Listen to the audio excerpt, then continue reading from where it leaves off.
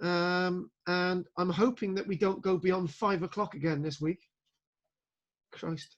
You know, so Del, we're going to be looking at the archaeology and history of the fall of the Roman Empire. Now, okay. Now, listen to my words. Don't fall for the same mistakes that everyone has made this week when answering the following question. What led to the fall of the Roman Empire in the West in the year 476?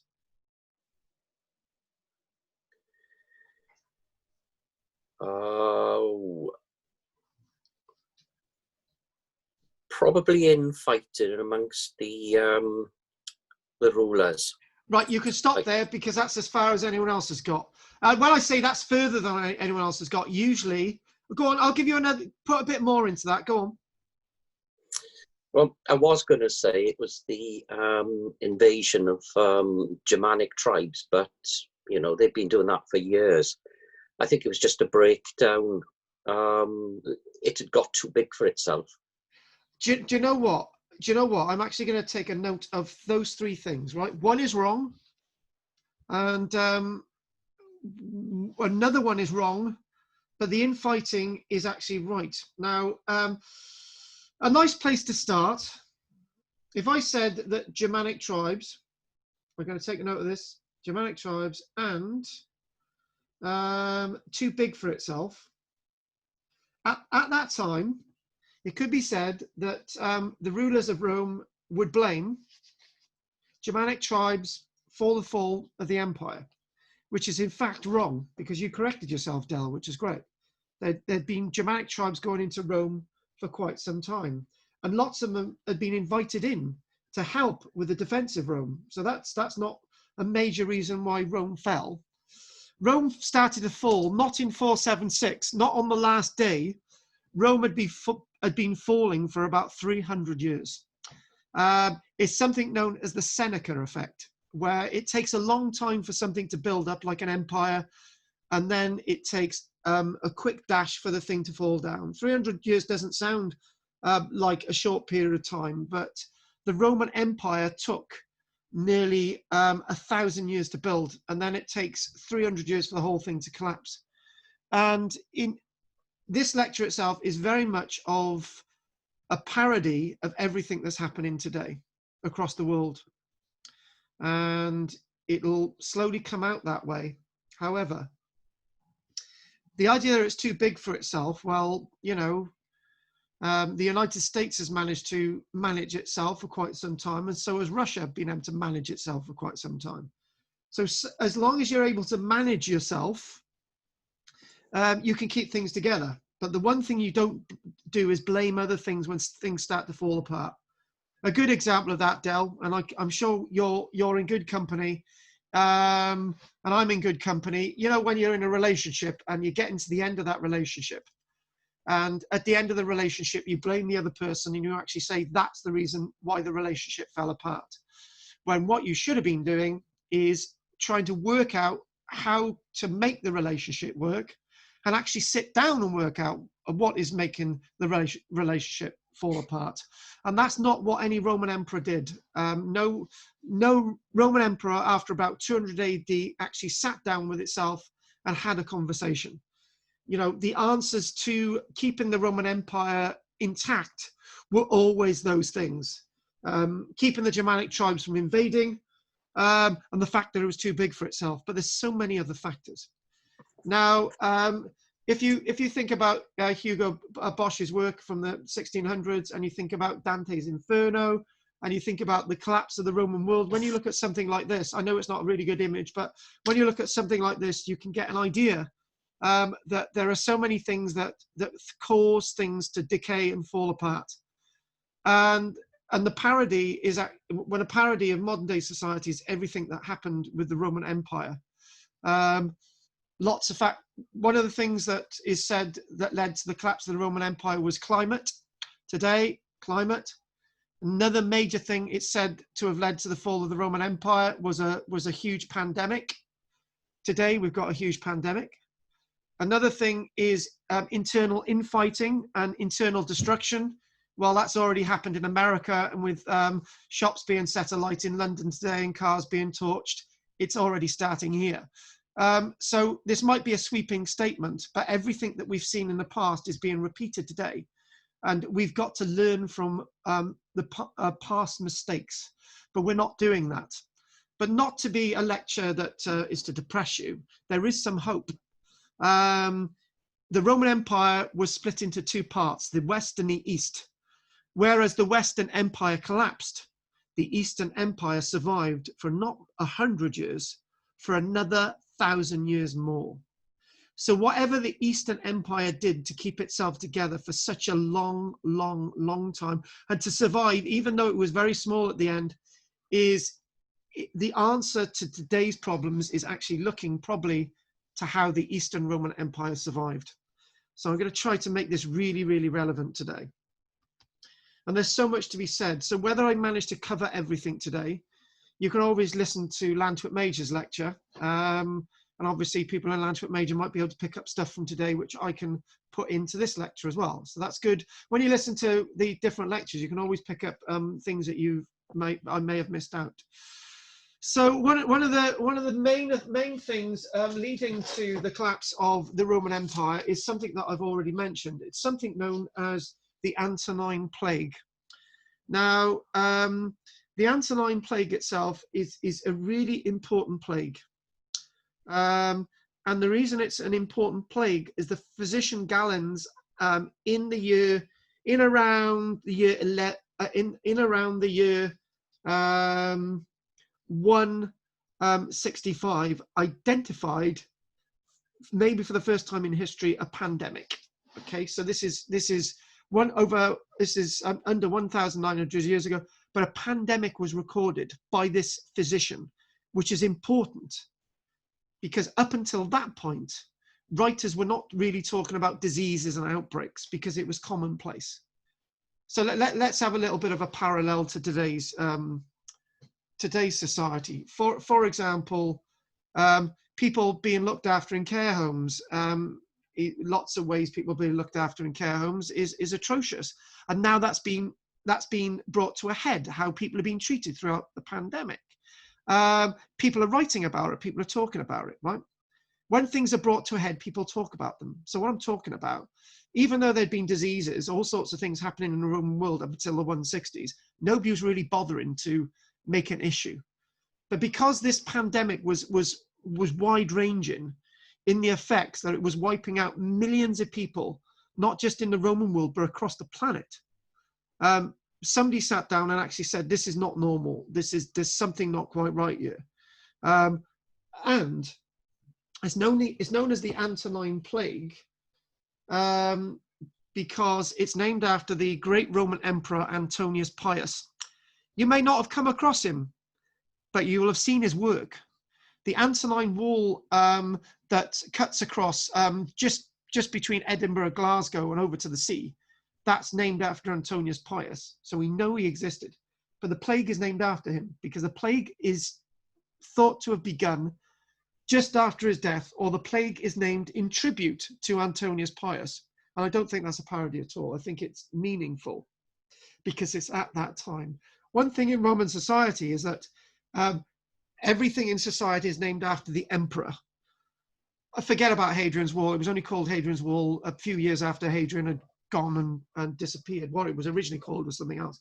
But in Roman society, what they did, they said in the first year of the reign of Marcus Aurelius, in the week that Marcus Aurelius had 2 children, or in the week that Marcus Aurelius married, this is how they did things. So what we'll call it is the Antoninus Plague, the Antonine Plague. So it's a terrible plague, and people actually believe it was something like smallpox because it had all those attributes of smallpox. But it was, but in some ways, the length of time that people are seen suffering from this outbreak in the 160s is very similar to the length of time when it gets fatal in regards to SARS-CoV-2, which, as some of you know, is a scientific name for COVID-19. So lots of these things have been out there, and they've been they've been very prevalent, and they've been very, very destructive. And we can't ignore the destructive effects of what's going on today. You know, even as we speak, the pandemic is being swept under the carpet and is being ignored. And this is a typical thing from past societies. They blame other things on the current situation. And that's a shame, because if this pandemic back in the years 160, and the pandemic didn't last a year, it didn't last 2 years, it lasted nearly 20 years. It decimated the world.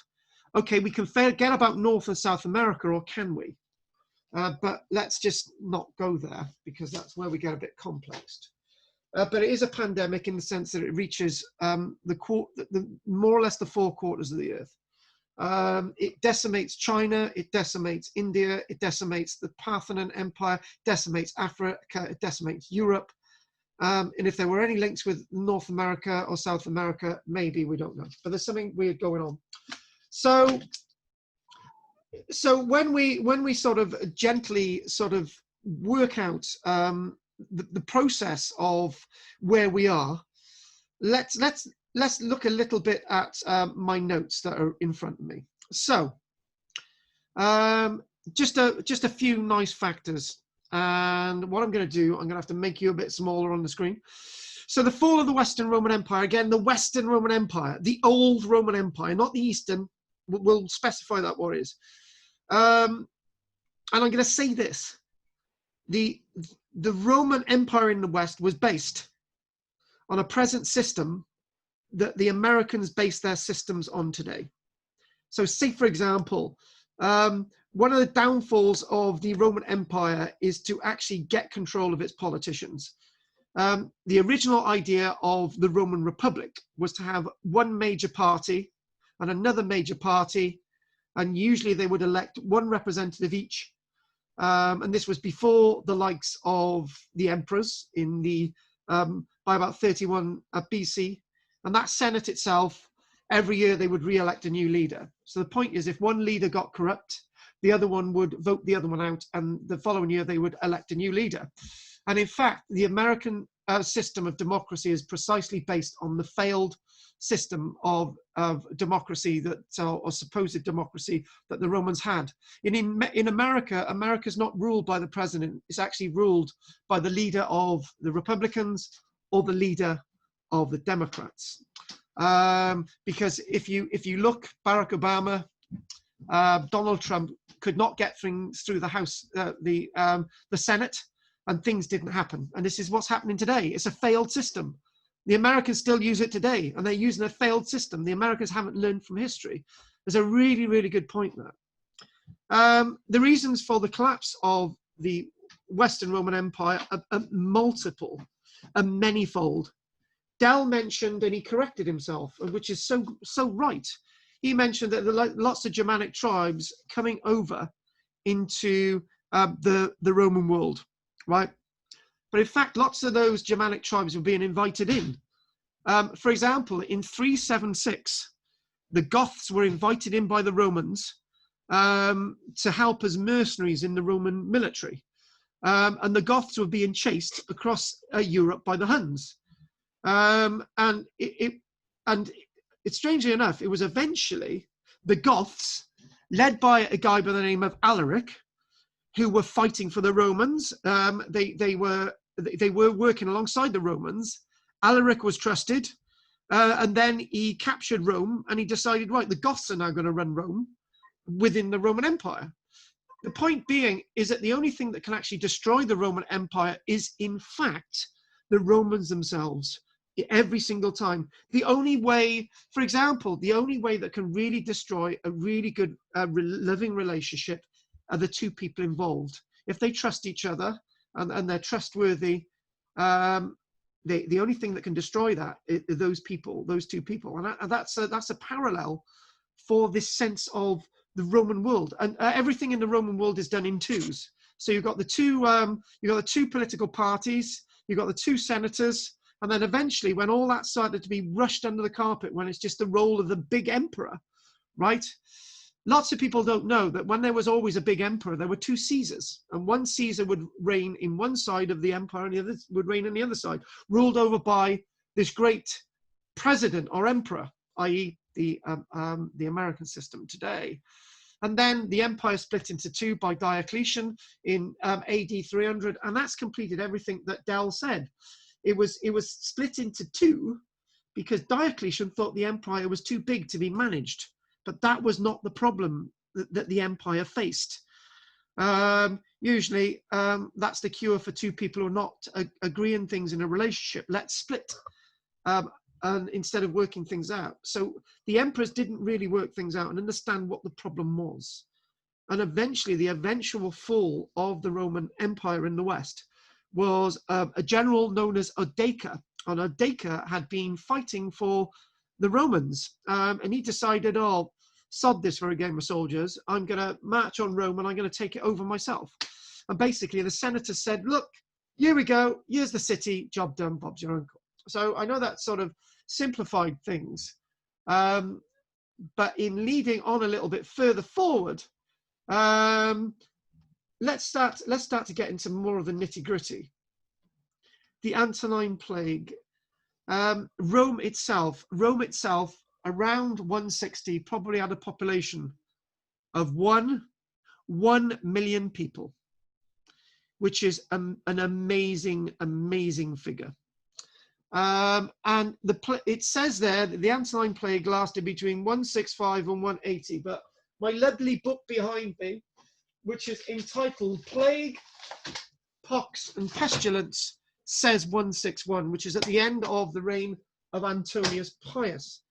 It's very likely that over the period of nearly 19 to 20 years, a population of Rome of 1 million, probably over that 20 years, suffered around 1 million deaths.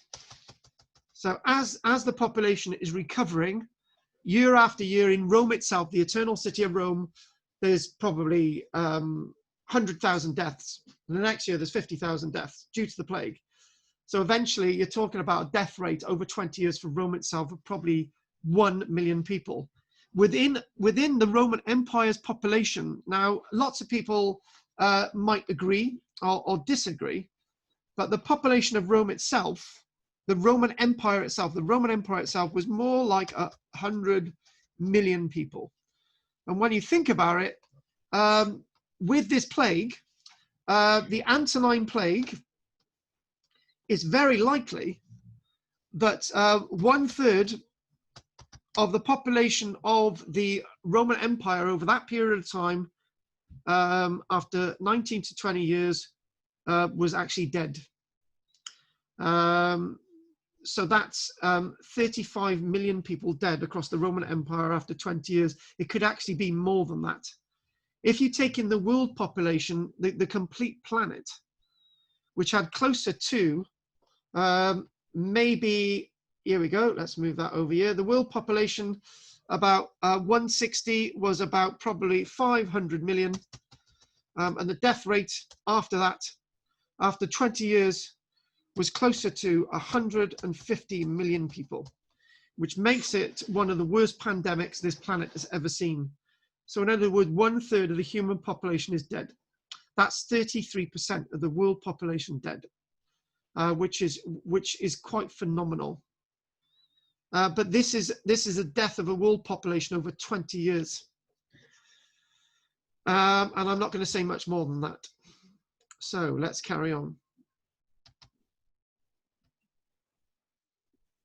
Do you know what? I'm going to be really unfair to Dell now. This is a Victorian illustration, a painting of the pandemic of Rome, the Antonine Plague in the 160s. What is the real story that this is actually portraying, and can you spot it?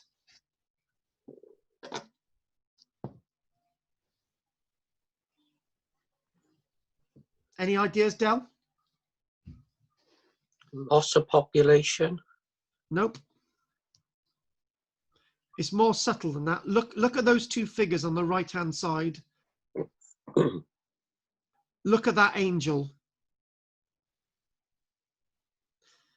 Now, the answer simply, Del, is this. There's a door. This is 160. Christianity is a very small cult of a few tens of thousands of followers, right? This is 130 years after the death of our Lord. And this is still when Christianity is still just a pagan cult.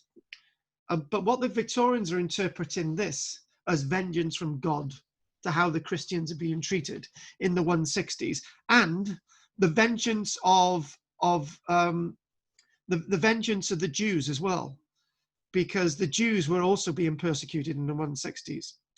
And basically, that could be portrayed, that wonderful painting portrayed as an angel directing that individual there with a broken off spear to break open that door to pox a pagan in vengeance for the way the Christians are being treated.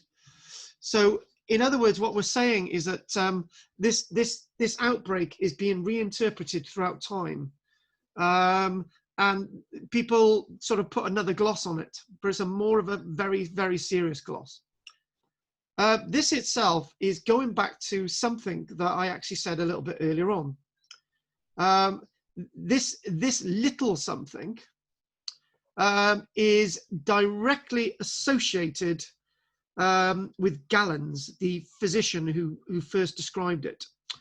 Now, the one thing that Gallens is actually pointing towards is writing in his Methodius Mendendidi,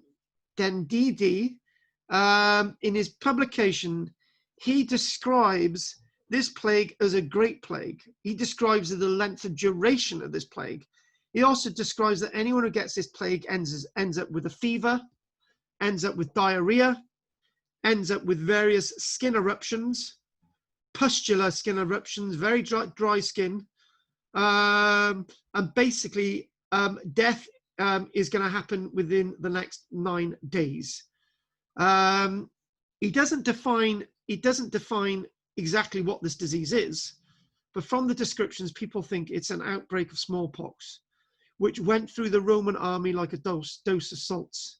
It's likely that not only was a third of the population wiped out, it's likely that whole Roman legions were decimated. When we use the word decimated, 1 in 10, it's more likely that 9 in 10 of the Roman legions died due to this outbreak. So that means that the Roman army is very vulnerable. And you can actually see all this when you actually look at a very, very intriguing chart that will be actually coming up. So again, this is anatomically a physician. This is a terracotta statue and a physician basically saying, look, this is real. This is what's going on. And this is the interpretation of what I'm seeing, but he doesn't actually give it a name. It's actually, the name actually given for it is Gallens, the Gallens Plague. And you know, that's a description. It's the Gallens Plague, and it's not the Antonine Plague anymore, it's the Gallens Plague. He's the guy who originally describes it. So what we're going to actually do next is we're going to actually describe what the Western Roman Empire is, and how you can sort of understand the Western Roman Empire. So we'll go away from this a minute, move away from that. All of this is what we're going to describe. So we've got Spain, Gaul, France, all these areas, Italy, and a bit of Africa. So we go back to that little list. When we think about the Roman Empire, in the West, we've got to look at Spain. And note the date, 19 BC it was conquered. There's something really important in what I'm just about to say, Del. France, Gaul, conquered by 17 BC. Britain, conquered. The date's a bit mixed there. This is when they go into Scotland, 84 AD, but the real date I'm looking for is about 43 AD, when the invasion is taking place, when big chunks of Britain are actually under Roman control. Again, another date, 15 BC, when we're looking at Switzerland, what's left of Italy that hasn't been conquered, Austria, Slovenia, Very important that. And then by at least 10 AD, you're talking about big tracts of Hungary, the rest of Austria, Croatia, Yugoslavia, Serbia, Yugoslavia, Slovenia, Yugoslavia, Slovakia as well. Interesting enough. Wow. Bosnia, Herzegovina. Those are areas that the Roman Empire had conquered. But look at that date, AD 10. And why is this important, Dal? The reason why this is important is that most of the Roman Empire had already been conquered, which you see in the West. That's what we're interested in, by about 43 AD. That means from that moment onwards, the empire doesn't really expand much. A little bit into Scotland, little bit into the east, a little bit into Germany, a little bit into Romania. That's it. There's no real massive more conquests. So there's no big countries like Spain being conquered. The big conquests have already been made, which means, Del, stagnation. That is very important. When you get to the height of your power, right, you either change what you do, very important, change what you do, or you stagnate. It's a bit like a relationship. Okay, you go into a relationship, things are good at the start, you get married, you settle down, you have children, and stagnation. However, you don't need to stagnate. You can move away and do something else. You can reinvent yourself. You can get a new job. You can sort of do new hobbies together. That's reinvigoration. That's what the Eastern Roman Empire did. That's why the Eastern Roman Empire survived. And let's look at the point I'm trying to make with a nice little map. So here we go. That's the nice little map. We'll come to that, back to the illustration in a minute, which will make a point. So, in other words, this map wants to come. That wants to come back. So, in other words, what we're looking at is that all these yellow areas were already conquered before Augustus became ruler of the new Roman Empire. He was the first Roman emperor, Augustus, Octavian. He was Roman emperor for over 40 years, which is quite a nice time for a Roman emperor to be reigning. If you look at my little book, which is entitled The Emperors of Roman and Byzantium, which you will not get now because we've costed this up 250 quid to get a replacement copy of this on the internet. And in that, it actually shows that most of the 121 emperors didn't reign for more than about 2 or 3 years, on average. Lots of them for a year. This one was an emperor who had stability. When you've got stability, you can expand, okay? Not many emperors were stable after that. Hadrian was, and Antonius, and Marcus Aurelius, and the likes, but and then Constantine the Great. But not many emperors can say that things were stable. And then what you then have is added in the reign of Augustus, these dark green areas. And yes, Cleopatra, the war against Cleopatra. So all that's conquered. So in other words, what you've already got, most of the Roman Empire is actually already being created in the reign of this emperor, Octavian. So there's the border. So it goes all the way through, and then that's it. And then what happens next is that other bits are added. So you've got these bits here. Oh, hang on, I've got the wrong cursor. Hang on. You've got these bits being added, and then you come into Varus. All that's retained. There's not much else being conquered. And then you've got a tiny bit here. Little bit more of Germany, it's going back and forth.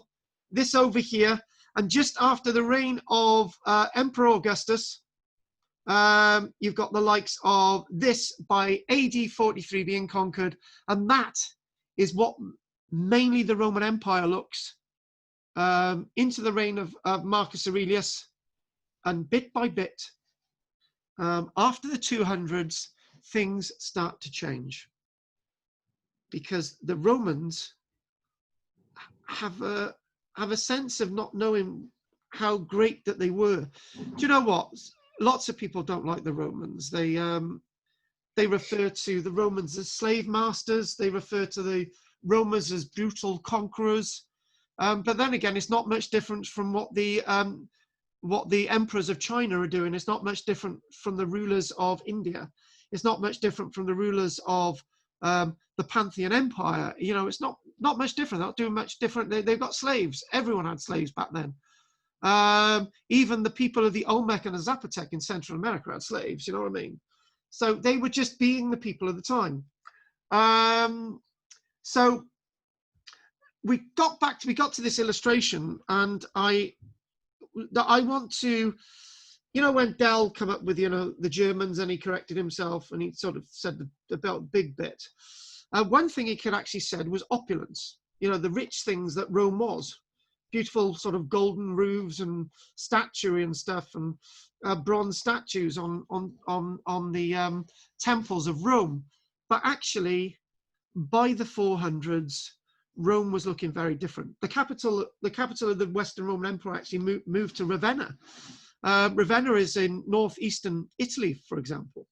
And then people in history say that the Roman Empire collapsed because of him,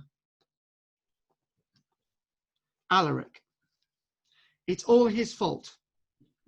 It's all Alaric's fault, but it's not actually Alaric's fault at all. Alaric was one of those people that Dell mentioned earlier on. It was infighting. Alaric had been an ally of the Romans. He had fought with the Romans. He'd provided mercenaries to fight with the Romans. So in effect, with the edicts of Caracalla in 212, anyone within the walls of Rome, the Roman world, is actually classed as a Roman citizen. So, you know, from only inside, and we only see this, Rome can only absorb itself from inside and destroy itself. So that's a good point. Also, but then people's portrayal of the fall of Rome comes into its Christianity. It's all about slavery. It's about the Muslims. We may as well blame the Muslims. They get blamed for everything else. We can also blame it on the fact that there's loads of gold and opulence. Well, actually, there were no Muslims about then, because the Muslims didn't come around for about another 250 years. So we can't blame the good old Muslims. We can't blame them. And actually, Rome was getting really poor at this point, so we can actually get away with that, you know. Is Christianity the fall of Rome? Nope. And is it to do with slavery and other things like that? No. In fact, there's so many different factors leading to the downfall of Rome. And we've got to stay away from those, that sense of what we think happened to Rome and what did actually happen to it. And I you know what I like in this illustration? Little boy there is giving his mum a high five. I like that bit. But this is completely wrong.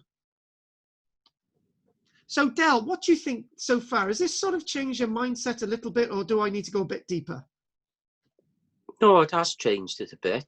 I mean, I was skeptical about sort of the Germanic tribes anyway, you know, the typical fall of, like the old film, The Fall of the Roman Empire. Christopher Plummer as Commodus, I love it. Yeah. Yeah, there's got to be more to it than that. And do you know, go on. No, come on. Do you know what, right? I haven't mentioned that, and how dare I not mention it. The Christopher Plummer film, The Rise and Fall of the Roman Empire, is nothing to do with the rise of the Roman Empire, that film. It's a very good film, in fact, really well researched from the 1960s.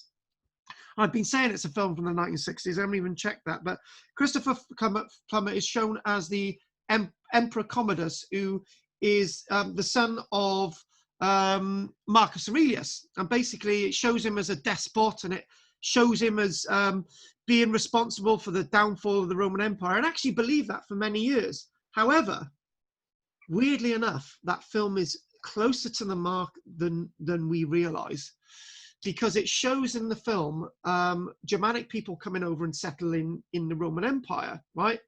And they're invited over. What happens to those Germanic people in the film is something else.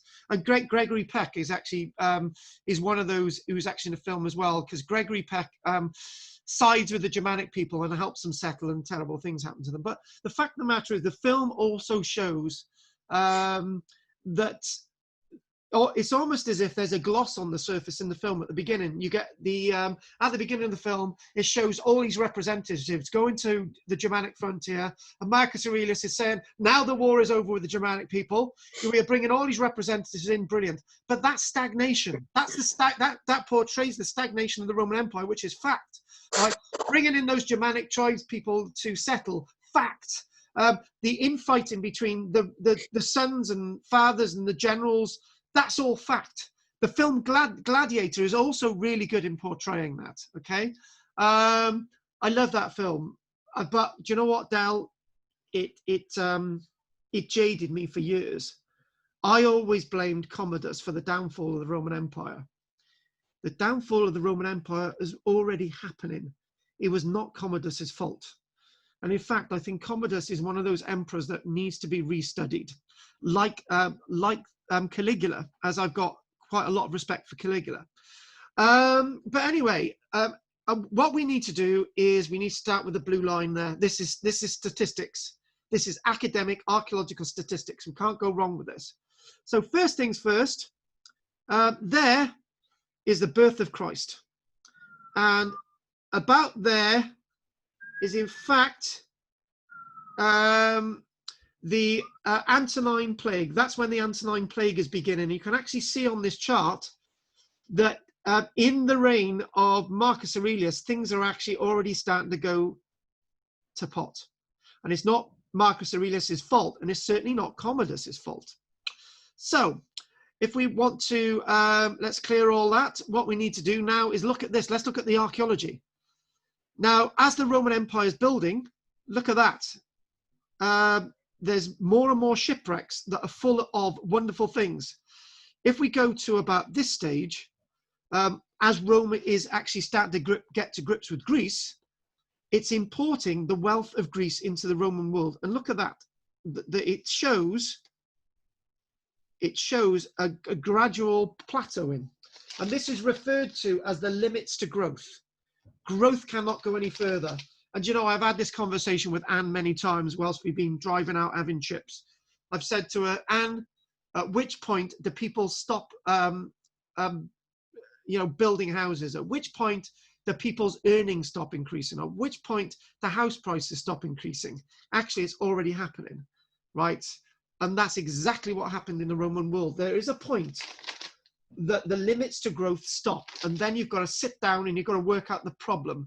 It's not climate, it's not the pandemic. There's other reasons that are causing the collapse of modern day society, and the answers are basically in this lecture today. This is your almanac. And then suddenly there, it's already happening actually. There's less and less rich vessels coming into the Roman Empire, right? And this is happening somewhere around 100 years AD. This is the height of the Roman Empire. 100 years AD, this here, this blob. And this is also the time that Emperor Hadrian's going to Hadrian's Wall, and things are already in decline. Again, and then what you then see is if we go to, and as they're excavating these ships, they get less and less wealthy objects in them, going all the way down to around this point, 400 years AD. And in 400 years AD, things are really starting to collapse. And there you go. This downturn, this major downturn. So if we actually go to, I've got to remind myself of something. So I've got I just had a blonde moment, so excuse myself for that. The Seneca Effect, you can see as when societies want to collapse, they collapse massively. Massive collapses. So the archaeological evidence in the form of marine wrecks is telling us of this collapse going on, and the rise. And look at this year on archaeological sites. I can tell you this from somebody who has excavated a number of archaeological sites. When you look at Roman sites, when you look at Britain, you get lots of artifacts. And then suddenly things start to decline. This is when the potteries in Gaul are starting to be set alight. That is the height of the Roman Empire, 100 years AD. It's taken from 750 years AD to get to that point. After 853 years, things in the Roman Empire start tottering on the edge. 853 years. And then what we then see is that there's obvious declines and rises in artifacts in the Roman world. And look at that there, a Seneca collapse. Less and less artifacts being produced. And you know what, Del? If I excavated at Cardiff Castle to find evidence of Roman soldiers at Cardiff Castle, and we know they were there in 410, there'd be very little pottery, because there's almost not a slow collapse, there's a major collapse in the Roman economy to be able to produce things. And what's happening today? You can't get a washing machine, and that's not a joke. You can't buy a washing machine, and you can't buy a fridge freezer easily without a massive waiting list. In fact, production has fallen off. This is what we're seeing today. And again, another thing, this is really, really important. The Roman military. The Roman military and the spending on the Roman military is massive. And then at this point, you've got about 25 Roman legions. Each Roman legion is about 5,000 men. So 5,000 men, that's 125,000 soldiers times 2 with the auxiliaries. That's 250,000 Roman soldiers, right? Marcus Aurelius doesn't need as many because he's got a peaceful frontier. Then there's a rise by Septimus Severus in the 200s. There's peaks and troughs, and then there's a decline in the Roman army. There's a bit of a revival in the 350s where there's a tiny bit of wealth, and look at that. Look at that, a Seneca collapse in under 60 years, the Roman army has gone from 3/4 of what it had been in the reign of Hadrian in 60, 70 years, and it's collapsed from approximately 150, 200,000 Roman soldiers to 5,000 Roman soldiers. And what that means is that you can no longer clean your own brow. You can no longer defend yourself. So any empire you've got, you cannot defend it. It's impossible. It is impossible. So you need to get those Germanic peoples in to help. And this is great. This is eating my own art. But basically, lots of coins in circulation, loads of coins in circulation. Lots of coins in circulation. This is when coin hoards start to slacken off. And then there's a rise in coin hoards again. And interesting enough, if you look at something known as a Truro hoard, found a few years ago, 52,000 Roman coins were found. And do you know what, Del? Guess how much those 52,000 coins were worth? £52,000. Because there was so little silver in them, in fact, no silver in them at all, that they were relatively worthless to the metal detecting enthusiast. Can you imagine the metal detecting enthusiast? My God, £52,000, I'm a billionaire. Well, he only had, that's how much he actually had, was £52,000 in money for it, about that, because it was worthless. And there might be a lot of cash flow, but the money's worthless. And that is in the following thing. If we actually look at this, I tell you what, early Roman coins are really sexy. It definitely gives you the horn. They're really sexy coins. To the birth of Christ. And then you've got into this period here, Del, there you go, 100 years AD, coin evidence. And there's less and less silver in the coins. And look at that Seneca collapse. Going through the reign of Marcus Aurelius, bang, there's hardly any silver in these coins. And that is where we see the absolute beginnings of the end of the beginning of the collapse of the Roman Empire. So the film Rise and Fall of the Roman Empire is so right, even though it's a fantasy in lots of ways. But it's such a good film to watch because it fills you. And Del, when you see that film, did you ever watch it and feel like me as a child? Why has the Roman Empire collapsed? Did you get that? Yes. And I've always felt why. Until doing this lecture today, but now I've actually opened my own eyes. And then silver content in coins, you know, down in Surrey, there was a coin of, there were 2 coin hoards found of over 6,000 coins each. When the metal detector enthusiast found them, he was absolutely over the moon. So he took them to be identified, and basically their museum said, do you want 10 grand for them? Said, what? 6,000 coins? They weren't even worth, most of them weren't even worth £1 each, because there was so little there was so little silver content in them. And I do believe that these coins are dated from around that time. And then this goes into my book, right? If you look at my books in the Romans in the Vale of Glamorgan, if anyone wants a copy, ask me afterwards. I haven't done a sales piece for any of my books in ages. When you look at that book, it actually, you get to here, and it shows fine spots of Roman coins. And slowly by here, there's hardly any in Cardiff.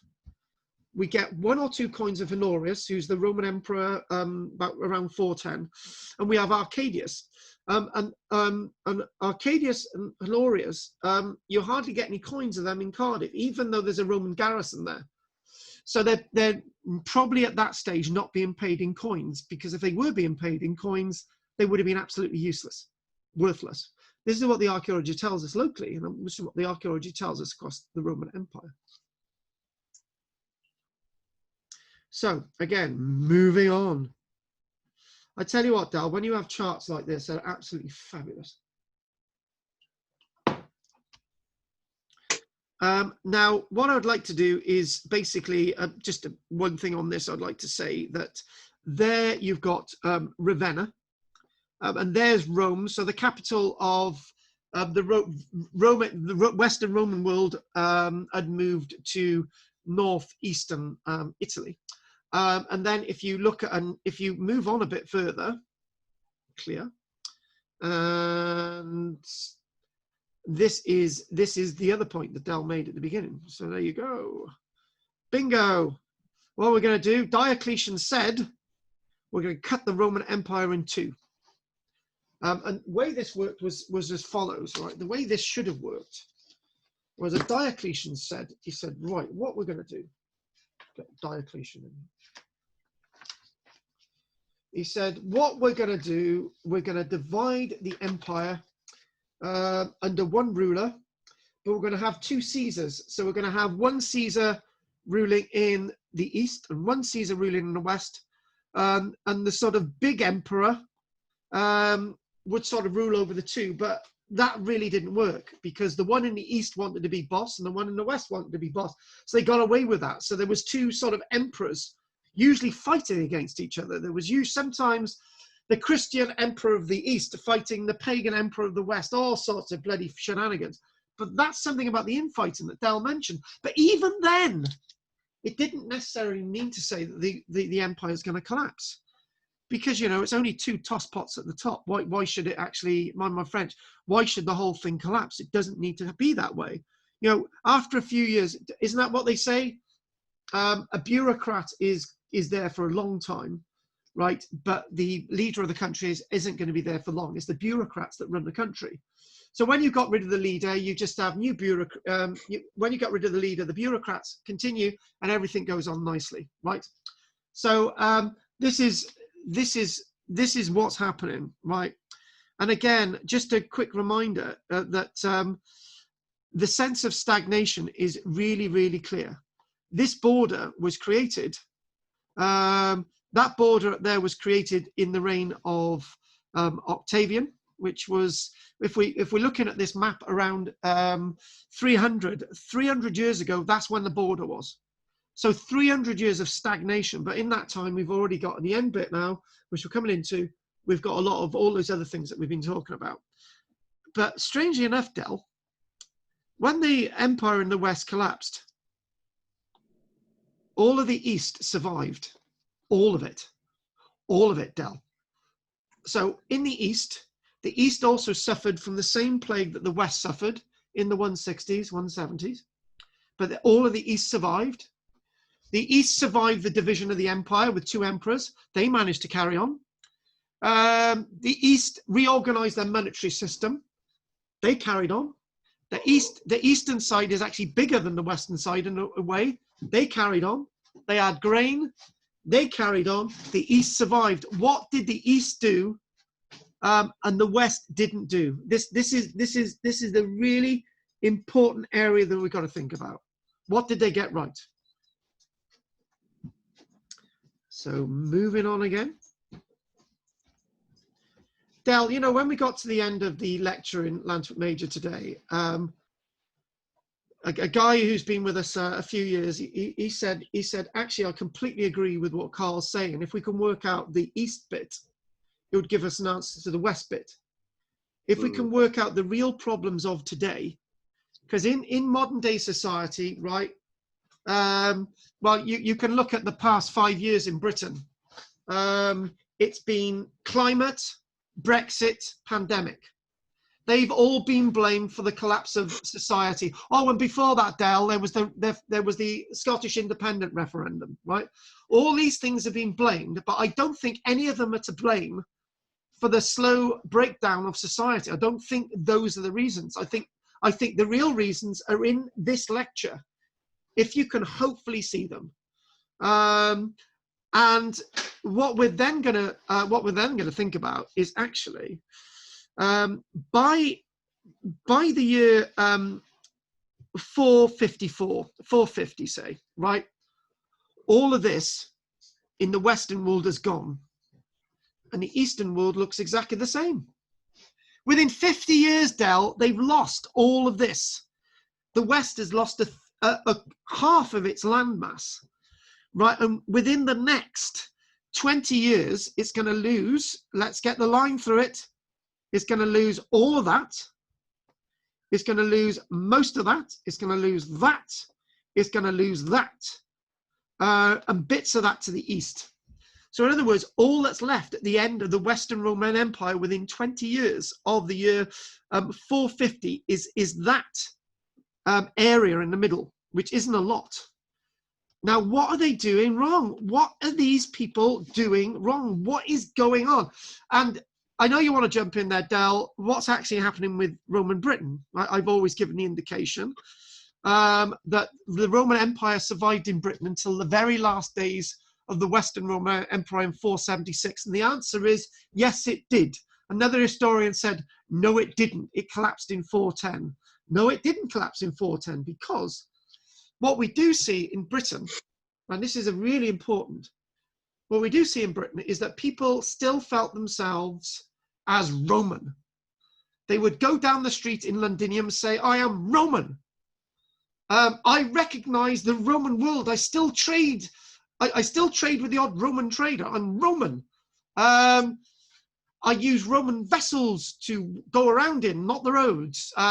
We still live in Roman buildings. We still got mosaics. I am still Roman.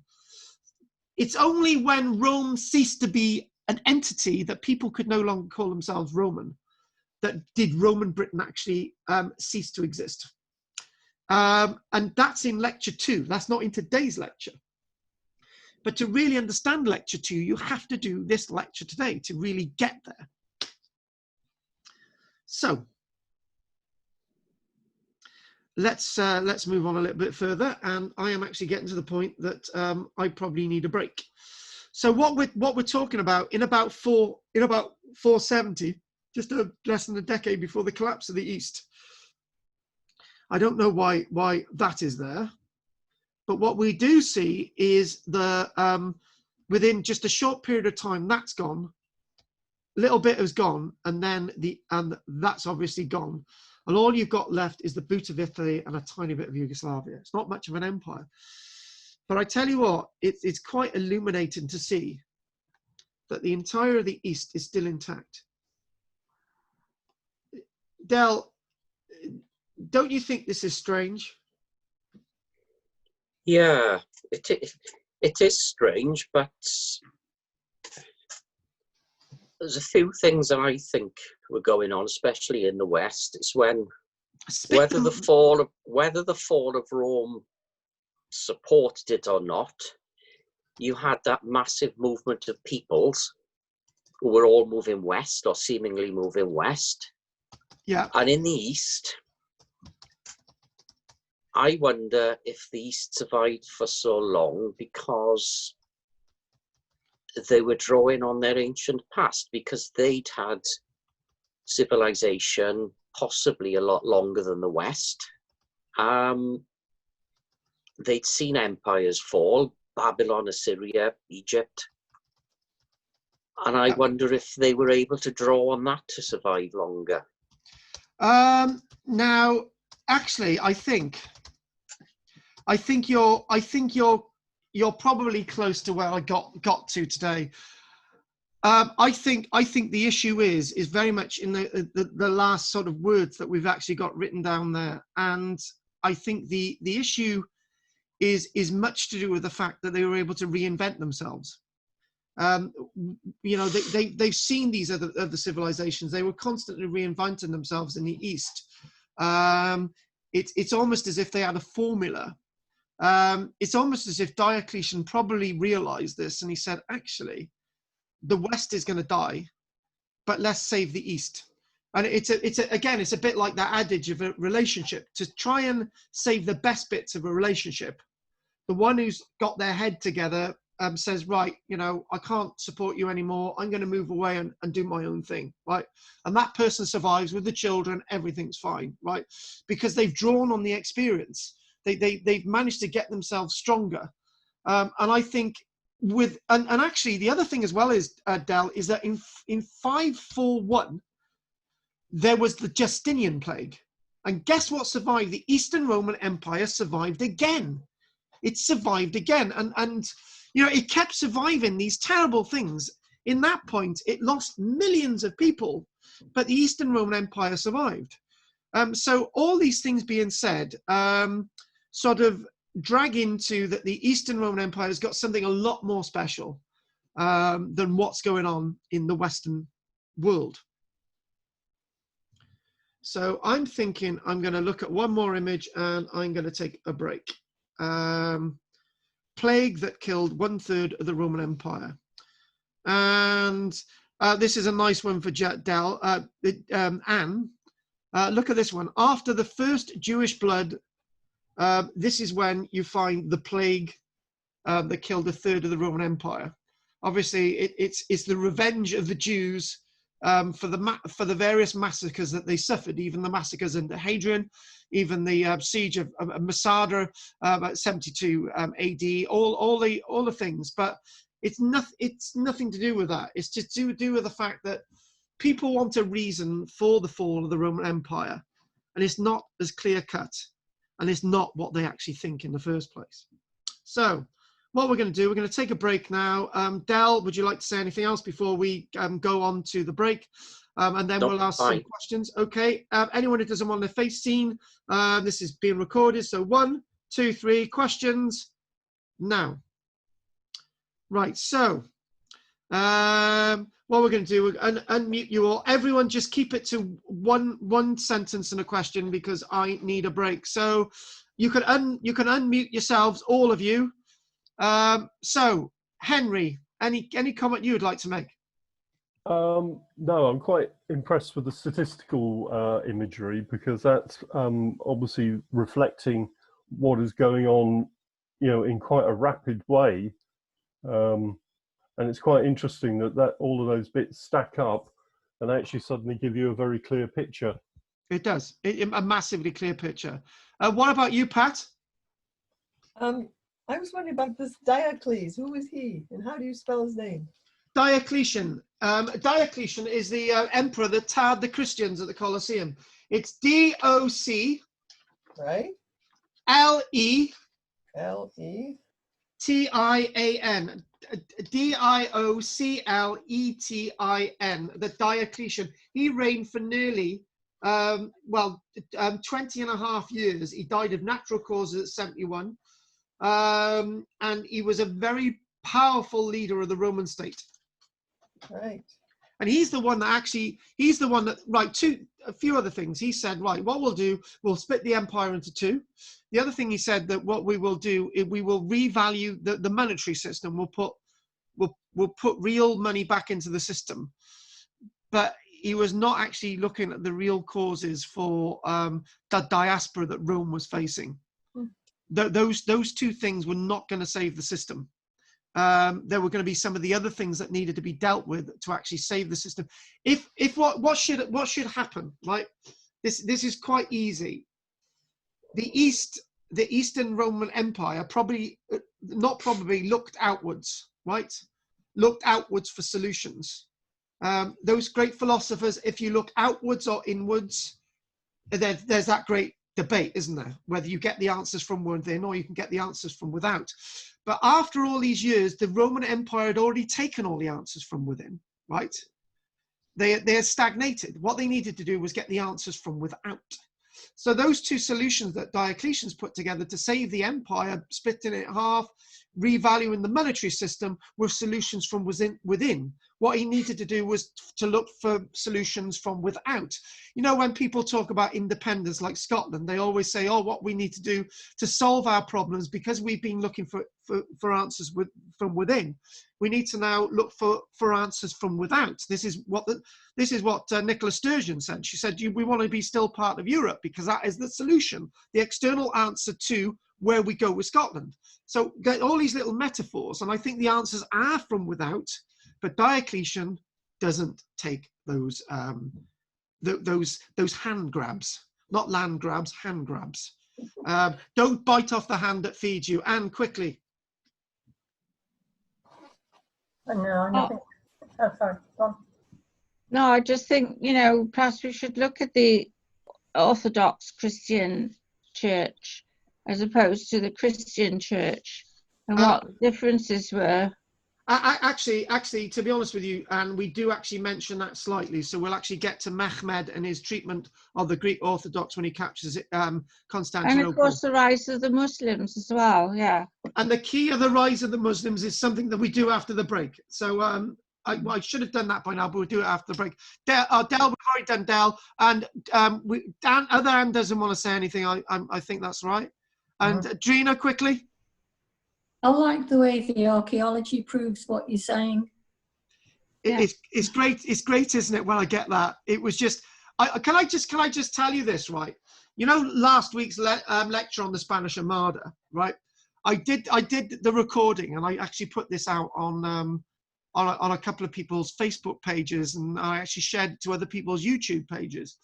And there's this one guy who had done a video on the Spanish Armada, and an English guy. And he said, oh, I'm going to be saying all these things in my lecture because I'm Welsh and I'm biased, and everything that I've said I've made up. So hang on a minute, I didn't reply. Because the way to do this is to actually wait for somebody else to reply. And somebody actually replied who was a senior Spanish archaeological academic. And he said that the English person is very biased and the English make up their history, and he was listing all the proof, right? And then he said, actually, my video was not as extreme as it could have been.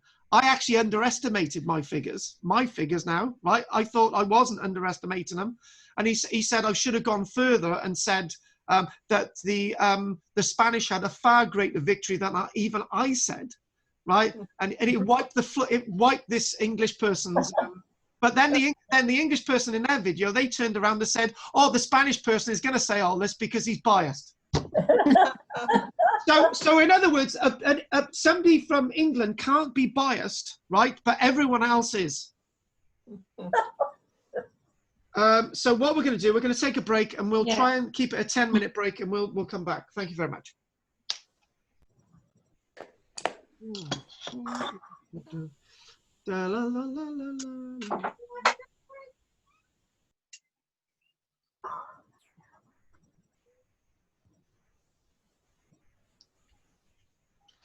Erotica Rome.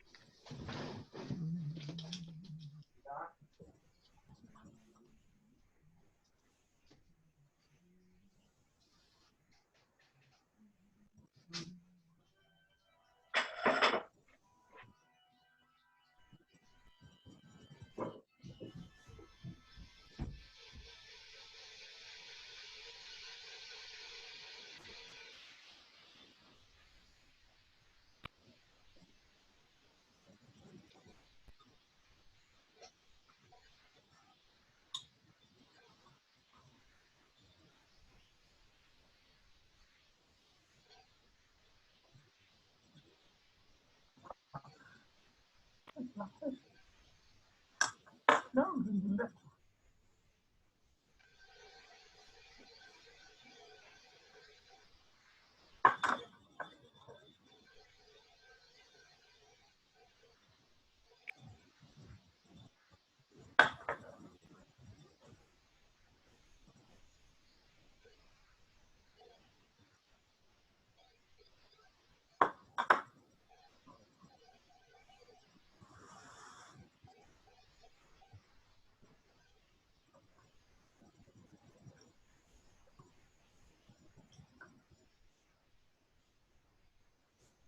The moment on Zoom, it doesn't matter, but it does.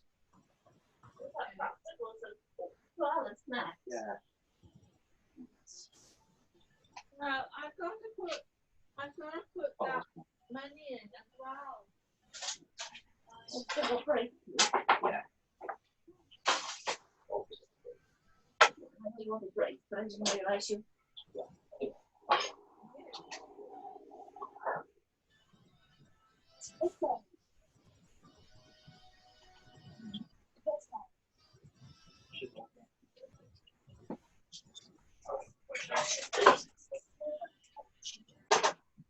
Oh,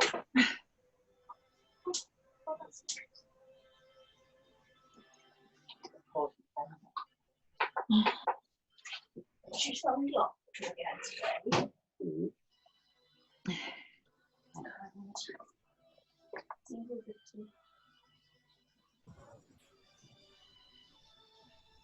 it's cold today, I find.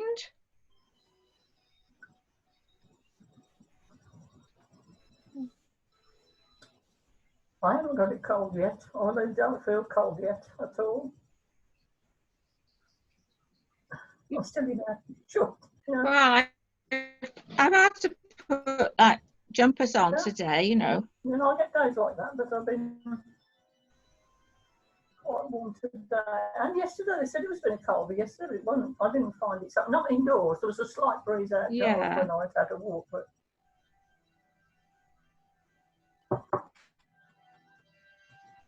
the weather's changing. The promises are not going to be very good. Mind they said it might be quite nice in Northern Ireland and Scotland, so maybe you're in that bit by there, you know.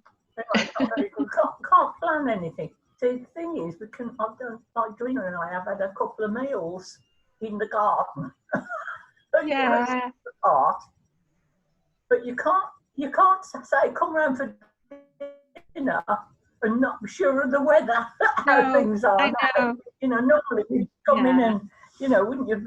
It's sort of what the weather's like before we set everything up. Well, to be honest, I just thought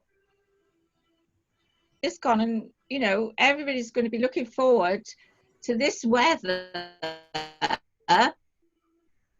you know, but we won't have this weather, you know, to be able to meet outside. I mean, in the summer's in front of us, isn't it? We're going to get some good days, but You I was know, thinking of getting something in the garden, you know, like a canopy. yeah. Oh, I've just got to go and get them.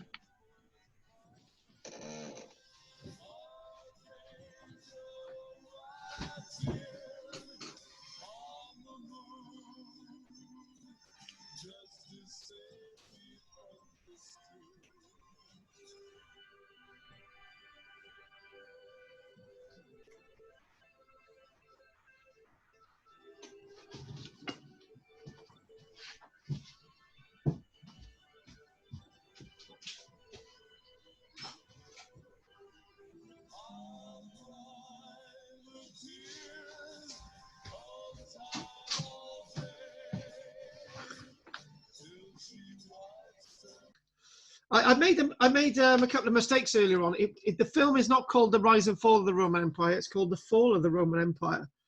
Sophia Loren, Alex Guinness, and I think I've mentioned Gregory Peck. I think I should have actually mentioned James Mason.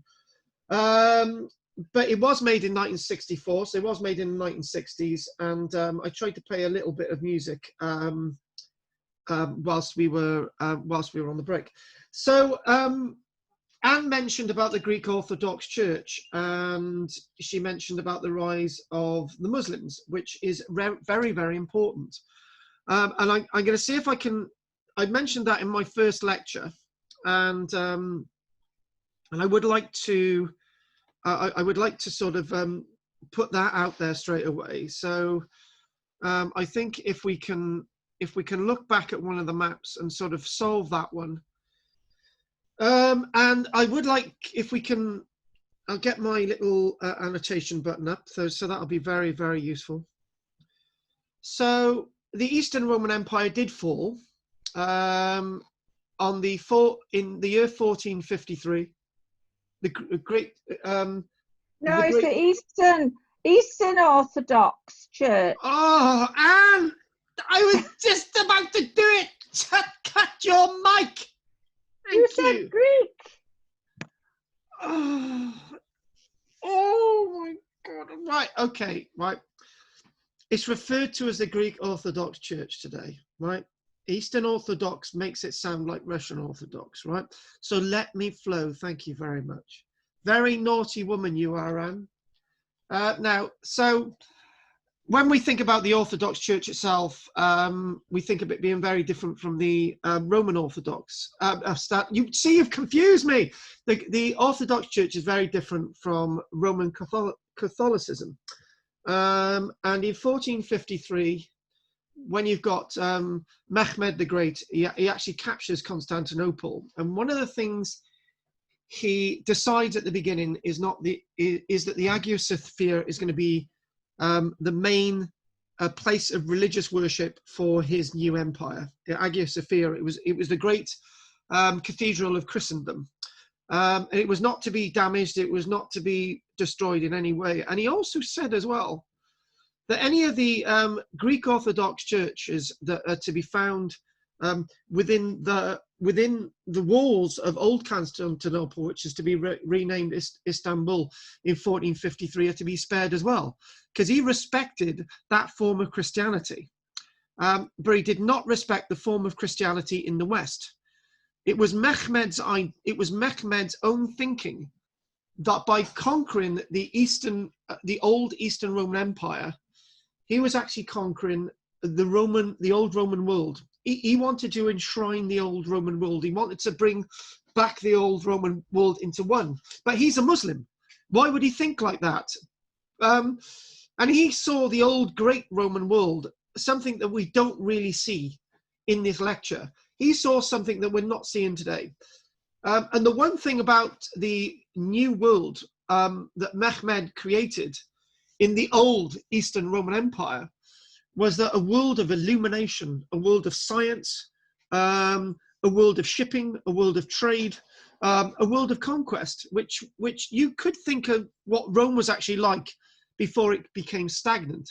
And like all empires, this new empire of Mehmed going down the generations into the 1400s, 1500s, 1600s. By the 1700s, the new empire of the Eastern world, the Eastern Roman Empire, as it was to be the second embodiment as an Islamic empire, was now starting to get stagnant. They allowed it to get stagnant. So I wanted to put that in there. And thanks for reminding me about that, Anne. So let's get on with the rest of the lecture. And here we go. So this is a very, very interesting chart. And the reason why this is a rather interesting chart is because of all the graph on the two categories. So what we've got is all the black shows what the Western Roman Empire was like in the levels of trade, in the levels of numbers that we can actually understand that was going on before the outbreak of the plague in the 1160s. And what is weirdly consistent is that I don't know if this is a bias of the graph, but if you're looking at pre-levels, what they've done is they capped it off as pre-levels of the plague before 160. God, 1160. See what happens to me when I've had a break? 160. The Antonine Plague. And what you're seeing is quite clear that after the plague has done its worst, by 180, you can see that there's a drop in what levels of rent are being paid for land, which is rather interesting if you can start to see parallels with what's going on today. Also as well, there's less land available for sale, and when I say there's less land available for sale, there's less land being sold, so that means that the land is less expensive than before. It looks like there's a collapse in the economy after the Antonine Plague of the 160s, 180s. And you see that transportation of wine and oil drops as well. Levels of trade in wheat are sort of stagnant. And the key areas of what we want to look at now is that wages increase a little, if not monthly. The monthly wage increases a fair bit overall, and it's down to the fact that to make up for the devaluation of the coinage, that monthly wages in documentary evidence seeming increase. And this thing about donkeys is rather strange. It's probably because innovations in transportation have declined. The roads are probably not as good, less shipping and so on. So donkeys are probably being used. That's what that's saying. So this graph is a rather interesting graph, but we're still sort of well before the fall of Rome in 476. But what we're trying to do is sort of give you an idea of the beginning of the end. That's that Senecan collapse with what I've been describing through the lecture. So what I'm going to do next is I'm going to bring up on my own screen some other nice facts and figures. And these other nice facts and figures relate, one second, what exactly this thing to do with Seneca, exactly that means. So the Seneca effect, or the Seneca cliff, or the Seneca collapse is all associated with a very slow rise in civilization, and then it plateaus off to the limits of growth, and then there's a Seneca collapse. It's a mathematical model that we've actually seen with some of the facts and figures, and this model is very much in regards, if you want to parallel today, that we consume fossil fuels. We keep consuming it. We consumed it through the late 1700s, 1800s, 1900s. We're still consuming fossil fuels. We've now got to that sort of, as we've said, the limits to growth. And then we get a Seneca collapse. And it's first referred to by the Roman philosopher Seneca, well before the likes of Antonius Pius, well before the plague. So he's writing possibly sometime around 70 years BC. And it's the Seneca collapse. And he basically remarks as the Roman philosopher that at some stage society will collapse. So Seneca was the Nostradamus of the day, saying that, you know, eventually, you know, the Roman Empire will stop growing, the borders will stop growing, and then there will be a leveling out, and then there will be this amazing collapse, the Seneca collapse. And he predicted very well what was going to happen to his very own Roman Empire, which I think is quite fortuitous of him. So, as we move on again, so when we look at this, the Antonine Plague, so this is highlighting some of the areas of the Antonine Plague. The Antonine Plague was brought from the east. Obviously, it's an eastern disease, a disease similar in profile to smallpox. It decimated the population of Rome and the Roman Empire, and is thought to be the single greatest cause of the weakening of the Roman Empire in North and Eastern Europe. But it didn't weaken the Eastern Roman Empire at all, as the Eastern Roman Empire survived. And the other thing as well, it says it killed the last great Roman emperor. Well, Marcus Aurelius was the last great Roman emperor, but it's likely that it actually killed his adopted son. Now, if you go into my lovely little chart here, again, I love flicking through these pages. And Marcus Aurelius, and as we look at Marcus Aurelius, we look at his adopted son, Lucius Versus, is said to have died of the Antonine Plague in the year 169, and it wasn't in fact Marcus Aurelius who died of the plague at all. I don't think that Marcus Aurelius died of the Antonine Plague, but if he did, it would explain a lot of things, because suddenly his son Commodus reigns and things go to pot, if you can see the film Gladiator and the fall of the Roman Empire and make sense of the two. So this nice little bit of writing as we get to the end of the lecture is, so I'm going to paraphrase over some of this. So the reason for the fall of the Western Roman Empire have remained a mystery, but lots of the data that we've actually looked at has been intriguing. And we look at another wonderful last piece of data today as well.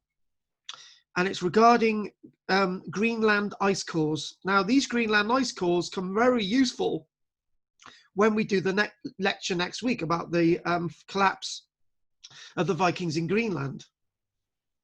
And what this data actually nicely shows us is that they're consuming large amounts of lead, and the levels of lead output that's indicated in the Greenland ice gradually builds massively and significantly. And by around 210, there's less consumption of lead. And this is actually seen in the Greenland ice cores. And some people actually say one of the major areas that we see the collapse of the Western Roman Empire was down to the decline in lead smelting, which we actually see in a nice little graph that is coming up. Do you know, it's so easy to do this and talk to myself. I'm so amazing. Why is it so difficult to understand something that is so massive as the fall of the Western Empire? Now I'm going to ask myself that. Why is it so difficult?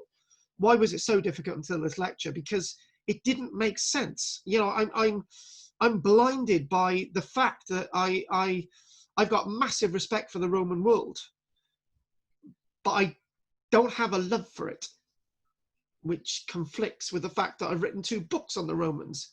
I don't like giving lectures on the Romans because I know quite a bit about them, and I'm always into the avenue that because I've got this level of respect rather than a great level of love for them, they both conflict.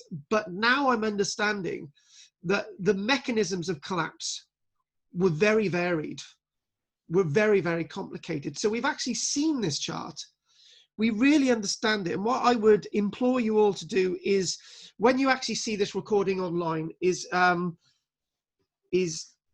take either a photograph of this plan or snipe it. You can actually stop the video and you can actually make a copy of this and put it on your computer. It's a really interesting diagram which really helps you understand this entire lecture. It's really good.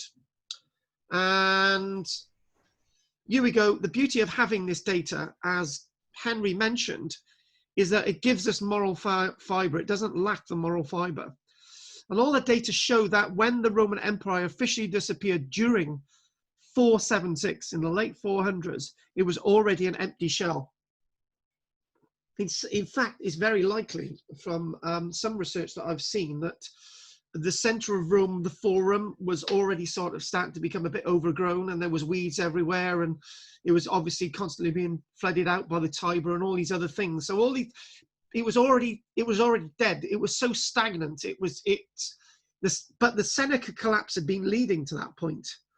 So in 476, people didn't wake up and think, oh, we've got this wonderful empire, and the next day they went to sleep and they didn't have an empire. It was a massive decline that seemed to be over a slow period when we look at it. But when you look at the sense of the Roman world existing from 753 all the way to 476, the last 200, 300 years were when it declined. So then we see a Seneca collapse. It was a slow rise, and then this sort of brush off, and then there you go, it's a Seneca collapse. So we're going to bring in Seneca a little bit into this wonderful diagram in front of me. I love this one. I really, really do. So, and what's interesting is that in the Iron Age, in the ice cores in the Antarctic, in the Arctic, I would say, in the ice cores in the Arctic, what we do see is that there's lead emissions are actually starting to increase. So by the time you get to looking into Europe, they're gradually rising overall. And then we get to this point around 250 years BC, which is the real rise of the Roman world, the Roman Republic. And then look at that, almost continually coming up to the birth of Christ. What we do see is that the lead emissions into the environment a vast increase on, say, the Iron Age. So this is why these cores are so important to archaeologists. And then, strangely enough, there's a collapse. Why that collapse occurs, I can't really explain. It's almost as if things are settling in the Roman world, and then bang, Octavian, and there it is. It's a massive rise, the reverse of a Seneca collapse. And this itself is where what you do see for around 100 years, where the arrow is, there's a petering out of fluctuations associated with lead emissions that are actually seen in these ice cores. And then, folks, what you then see is that there's a slow collapse going all the way to the reign of Marcus Aurelius. And then you've got to rise and look at this Seneca collapse, bang. An absolute, in less than 100 years, the emissions seen in these ice cores have absolutely collapsed. This is a Seneca collapse. This evidence is stark, and this is really important. And why is this important? Against all the other data, we can actually see that there's various different fluctuations, and then there's a great dip. But within this sort of 100 years, some archaeologists actually say that the real beginning of the end of the Roman Empire is at the time of the Antonine Plague in the 160s, 180s. And by you get into the 200s, it's the lead, the industry in mining lead has almost collapsed, almost to levels that match the Iron Age when lead production was starting. And then there's a little bit of a rise, and then by the end of the Roman Empire in the West, it's completely collapsed. And now this is really important because usually when you're looking at this here, this is the point that the Roman Empire itself is needing lead for its piping along the 7 aqueducts into Rome itself. Lead itself is being mined in Britain all the way over to Rome. But and then what you then see is the Antonine Plague. And because lots of people are dying from the Antonine Plague, nobody is able to mine. And then when people are unable to mine and they want to go back to the mining, all the mines are flooded. So they don't have the equipment to take the water out of the mines. So there is pumping equipment, but not to pump out those levels of water, which is quite a catastrophe. But there's something else to be said that, you know, people sometimes used to say that the collapse of the Roman Empire, I've heard this one, I may have believed it once. The collapse of the Roman Empire was down to lead being in the water pipes. Well, you all had lead in your water pipes when you're children. You're still with us today, and it may not have done most of us any harm, Anne. But what usually happens in these pipes is they get lined with lime, and therefore the emissions of lead into the water system reduced to such a level that they're safe. So it's not going to be the lead in the water, but lead itself is going to be really important to the military, it's going to be really important to the building industry, but it sort of peters off. And this is massively interesting. It's almost as if Rome is ready to collapse.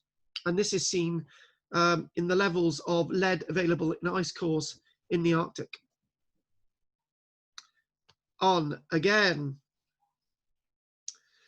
So now the big question, the data tell us how the collapse took place, but why did it occur? We know why it collapsed, but why did it occur? This is a very complex system, and it's almost as if we've got, the data tells us of a buildup, but even though you've got a buildup, it doesn't necessarily mean to say that the system's going to collapse. It's like an abusive relationship. You can keep hitting somebody and they keep taking it. You can keep abusing somebody, they keep taking it. But all it needs is just one little thing.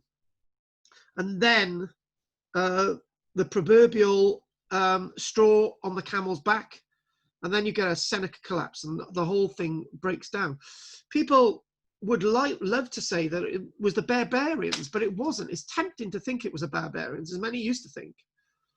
But with everything that we've said, you want some answers today, and most people have actually said it's got to be something to do with the money.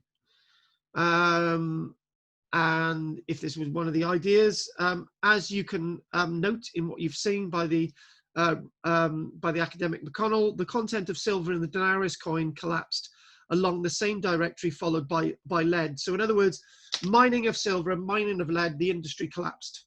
Why is that? It can't just be to do with the Antonine Plague. Surely you can find other people to mine. So the Romans could surely survive without lead, but they could not survive without the currency that made the whole system work. This was a system very much dependent on coins. And I tell you what, I didn't know this, but I didn't know what I'm just about to read out. But 1 month ago, when I went into my local building society, they said we're no longer accepting coins. And I said, you what? Oh, we're no longer accepting coins because of the outbreak. And I'm saying, oh, right, what about all the coins I've got in the house? You know, we've got £70 worth of coins in this house. They're worthless. We can't spend them. Local shops around here won't take coins. So what do we do with these things? Because they are worthless, because they're only using banknotes around here. And then you actually read this. No money means that nobody can buy things. So in other words, nobody accepting coins, meaning less things are going to be sold. And this is what's happening in our local economy around here today. And if nobody is buying anything, nobody sells. And if nobody buys and sells anything, nobody produces. So we've got a collapse in production. So if we want to use today, and in the past, we've got a collapse in production of precious metals, may very well the element we are looking for. So in other words, the lack of production, the lack of industry is fueling the collapse of the Roman Empire. Of course, the debasing of the denarius was not a choice. It was not a choice. Nobody actually set out one day and said, we're going to put less silver in the coins, right? But actually today's money, if you look at today's money, we choose not to have value in our coins. I can show you many coins that are rusty. I can show you a pound coin I've got that is actually rusty. Believe me or not, it's rusty, because it's the metal in there is absolutely gradeless. So the obvious factor may have been mineral depletion, provided that it is currently understood. We have scant direct data on the production of the Roman mines, but we know that progressive depletion forced the Romans to go deeper and deeper into the veins of precious metals they were exploiting in Spain. That required more and more expensive procedures and equipment. The mining system gradually became a terrible burden for the Roman economy, and eventually something had to give. So in other words, the mining system collapsed. We don't know exactly, was this the Antonine Plague that caused the mining system to collapse? Mines would have been abandoned and the pumps ceased to function. The shafts were flooded with water and the production of precious metals stopped. This is very similar to what happened to the mining industry in 1984. Because the miners were all out on strike, when they went back to work, they found their mines were flooded, needing more equipment to take the water out, meaning that the mines were unproductive, meaning leading to the closure of some mines. That's a fact. The tin industry probably suffered something very similar in the 1800s. So without the precious metals, without trade, they're unable to trade with China and all the rest of it. But however, people, bloody hell, mind my French, you've got to go through the Eastern Roman Empire to get to the Western Roman Empire, and it's the Eastern Roman Empire. How is the Eastern Roman Empire trading with China? And the Western Empire is unable to trade with China because it doesn't have gold. So there's something really strange going on with the Eastern Roman world. They must have still had lots of gold. But surely if they've got loads of gold, why isn't the West having loads of gold? So that's not the answer. This is very confusing. Without gold in the West, the Roman economic system couldn't work, at least not in the same way. The answer is in that last line to what I've just said. Maybe the Eastern Roman Empire had changed and diversified. Instead of being reliant upon the gold and silver standard, they were using another standard. Moving on. Note that depletion is not the same thing as running out of something. The Roman mines still contained lots of ore. As we see with the copper mines on the Great Orme, there was loads of copper still in them, which were abandoned by the Romans. But they had to abandon them. The Roman system went down in a cascade of effects that was originated by the depletion of their precious metal mines. It was slow, and it wasn't recognized by the Romans themselves. In real time, it was slow to the Romans, right? And nor did the Roman historians see this at the contemporary, nor did the modern historians see this. But then when you look at the graph, you see it's a major collapse. 100 years, 200 years over an empire that's lasted over 1,000. That's a major collapse. But back in the day, they didn't see it. And back in the day, they didn't see it. The emperors didn't see it. They didn't see what the real problems were that the face was what the state was actually facing. So diversification, you know, it's the old adage, the farmer that diversifies keeps his farm, and the farmer that doesn't diversify loses his farm and goes into misery. And that is a fact. Do you know what? I've got this little chip on my shoulder. My family used to own a massive farm outside Cowbridge, and in about 2006, the family had to sell it.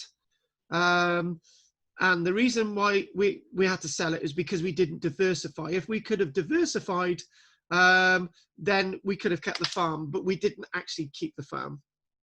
And that's like a little microcosm of what the Roman Empire is going through. They're not diversifying. So we're going to sort of skip over this last bit because it's a little bit confusing, but I'll sort of paraphrase over it. So what we actually see today is that you know, the world economy is still based on oil. This sense of globalization, And if we're not careful, you know, what we're seeing today is just the top of the iceberg for what's around the corner. You know, we can oversimplify what this is saying. We can oversimplify these chain of events, but the overall collapse of the Roman world is to do with the statement, the limits to growth. At some point, unless you change, again back to that old thing. If you've got a relationship and you just you know, you just go to the shop and you come home, you have a meal, and you go to work, and you don't go out and have fun, and you don't talk properly, that's stagnation. And eventually it might fall apart. My granddad, when he was 90, turned around and said to me he was going to divorce my grandmother, right? And they'd been married 70 years because my granddad had had enough. Now he's a 90-year-old telling me this, right? Well, that's gone beyond the limits to growth, and they must have done something to keep their marriage going for 70 years. But that's very different. There's something. Lots of things don't have any answers by the end of this today. But there you go. Just think about that. Just think as we really start to get to the end of this today. So what I'm going to say is, if you look at that, all that survives, but none of this does. Okay, so those are the answers. And when we actually come back to this in a few weeks' time, part 2, and that leads me nicely into this little next bit. And the little next bit is as follows. Now, Drina was, I think Drina remembers, Drina was with me that day when we got soaking wet going to Bird Oswald. And let's, I think, Drina, you got to us when it was raining, didn't you? And it rained, and then we got over here, and then we got over here, and it was really icy. And what I was actually showing people and telling people was at Bird Oswald, the intriguing thing at Bird Oswald is that the Roman garrison remained at Bird Oswald until the 430s. So that means that the Roman military, large amounts of the Roman military did not leave Roman Britain. So in other words, Roman civilization moves on. And that's a really intriguing lecture, may I add. If you're not interested in the Romans, the end of Roman Britain is more interesting. Actually, to be honest with you, I'm more interested in the end of Roman Britain than anything else. So what we see here, we have as the fort would have been, and then what we've got is as the fort became in the 430s. And what changes in the 430s is that the Roman military bring their families inside the fort. Okay, they start to build in different ways. They see their defenses and gateways rather different than what was before. They've got different threats. The Roman military at this stage is very much reliant upon its cavalry rather than the foot soldiers as it had done before. And by understanding everything that we've understood today, we can maybe start to think about the real reasons for the fall of the Roman Empire. And I think we've got one last image, and then we can call it a day. Thank goodness we're actually finishing earlier today. I know you like hearing my voice, but I think 2 hours is enough. So this last image itself is portraying that sort of sense of the Antonine Plague, and I think the Antonine Plague is everything of the decay of the Roman Empire. A plague is decay. A plague is collapse. A plague is change. Now I think that's a watchword for today. You've got to change. You've got to adapt. I think somebody mentioned something like that a few moments ago. If you're able to adapt and change like the Eastern Roman Empire, you will live. If you're unable to adapt and change like the Eastern Roman Empire, you're doomed. And you know what? If you want to repeat mistakes, we can keep doing it. But if you want to learn from mankind's mistakes, it's hopeful that we can change, and we don't have to go down this avenue. We've still got time yet, and it's not about just saving the environment. It's not about dealing with this pandemic. It's not about dealing with the violence that we are now seeing. It's not about the collapse of the economy. It's actually changing who we are and what we're doing. And hopefully that's going to be the message. And how the Eastern Roman Empire did it is the answer for all of us. So what we're going to do is we're going to stop some screen sharing, and we're going to open your mics. And let's open your mics, and tell you what, if we'll keep it, if everyone can do their mics. The one that usually talks the most is Anne in Bridgend. So what we're going to do, I've muted you again, Henry. So if you could unmute yourself, everybody. Anne and Henry are still muted. So Anne in Bridgend, you have the first word. Well, I just found it very interesting, actually. I learned things that I didn't know before. I had that, you know, the new information about the ice plugs is great, because we used to think that it was in the water, you know, the lead in the water, or the lead in the drinking too much wine with lead in it or something, you know. So this is great, this new information, you know.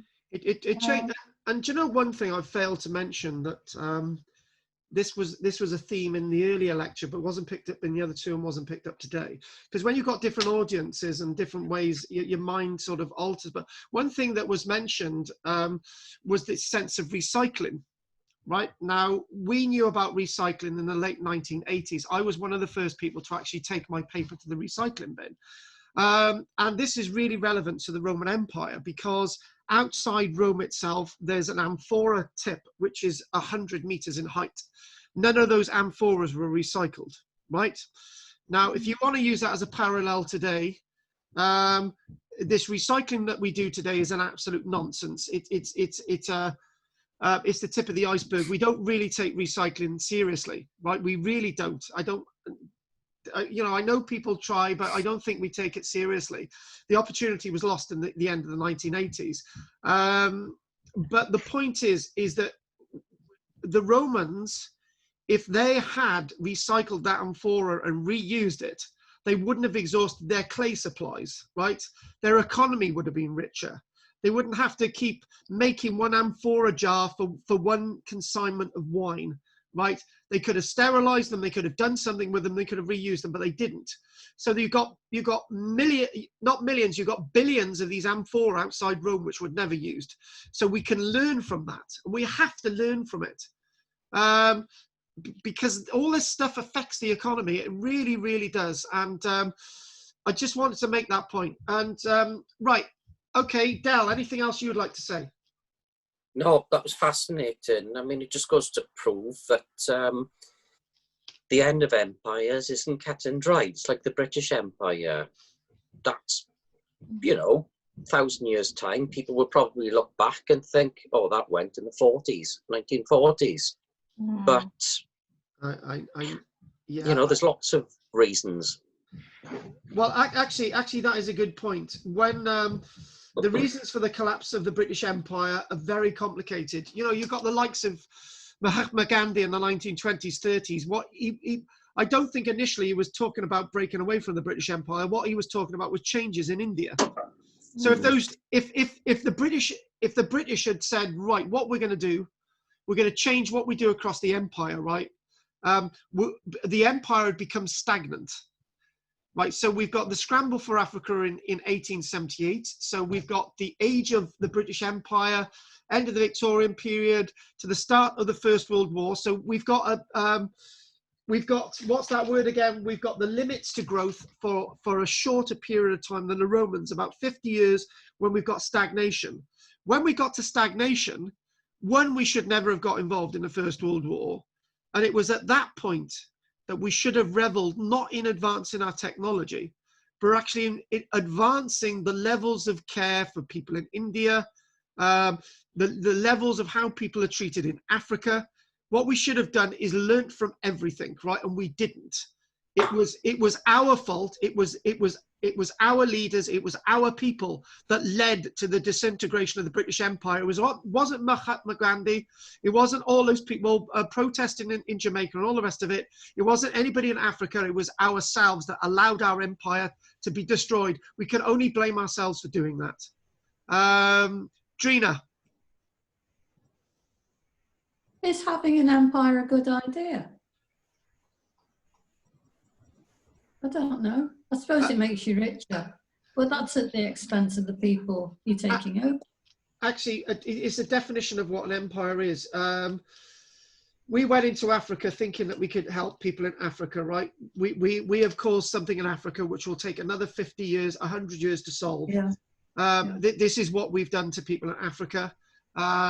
You know, it's not good having a white coloured skin at this minute, and we don't seem to understand what our civilizations have done.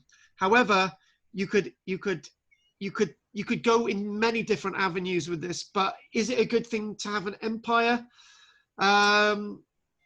If the British Empire had gone away from that stagnation, realized its mistakes, it's very likely that the rise in India would have happened decades earlier.